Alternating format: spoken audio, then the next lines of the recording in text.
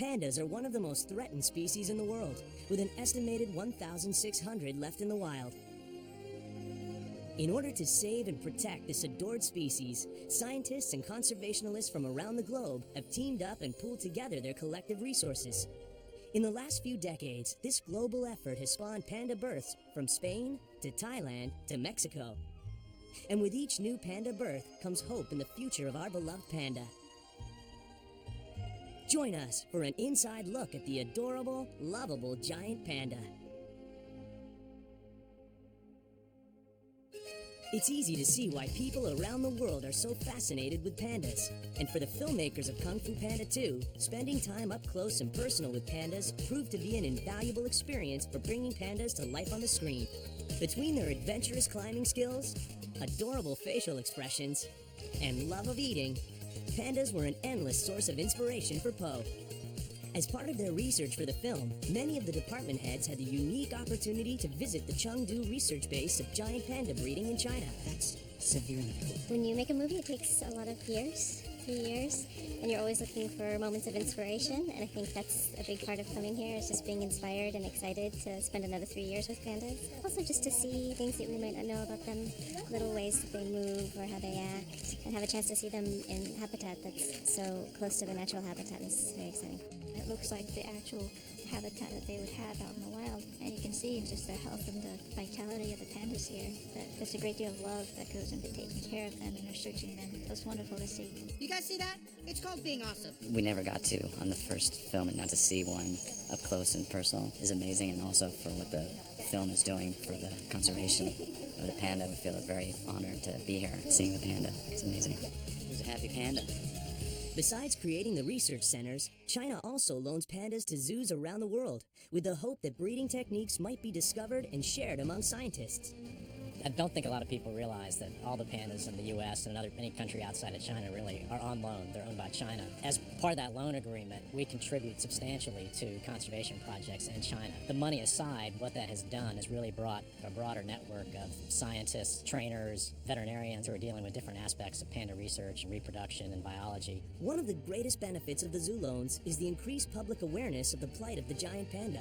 But fans of the panda would say it's the chance to see their favorite animal up close and personal. In 2010, Zoo Atlanta in Georgia was blessed with a panda birth of its own. Born to parents Lun Lun and Yang Yang, the male panda cub was healthy and strong.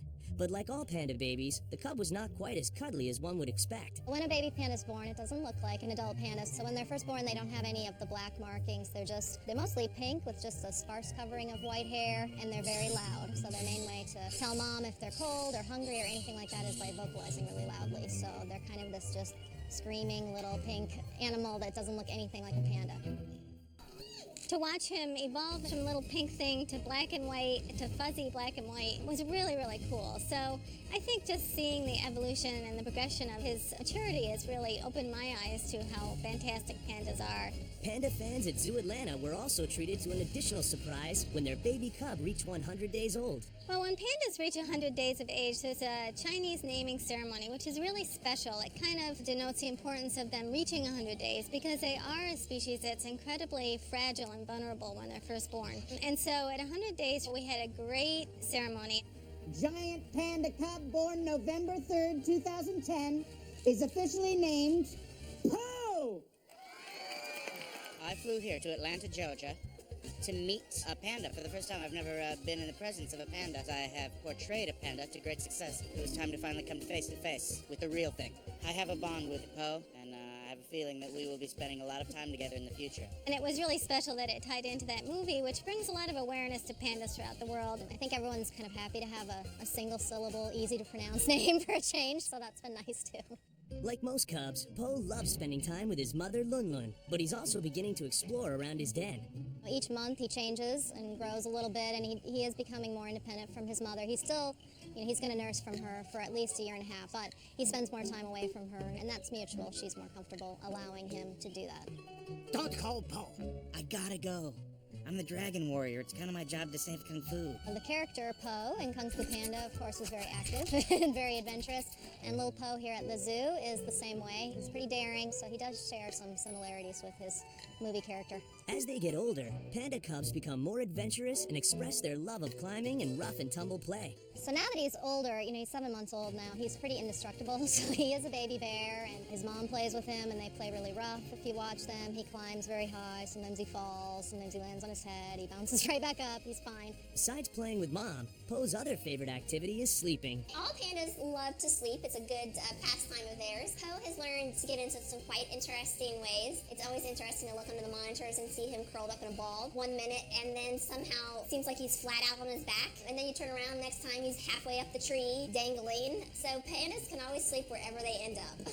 Though Poe still enjoys his mother's milk, he recently learned the joys of treats like bananas and soy-based leaf eater biscuits, which are packed with vitamins and proteins. Poe has just learned how tasty the leaf eater biscuits are lately, so he's taken to stealing them from his mom. We'll occasionally put some in his favorite eating spots, and he knows to eat them before Loon Loon finds out that he's eating them, because she will take them back.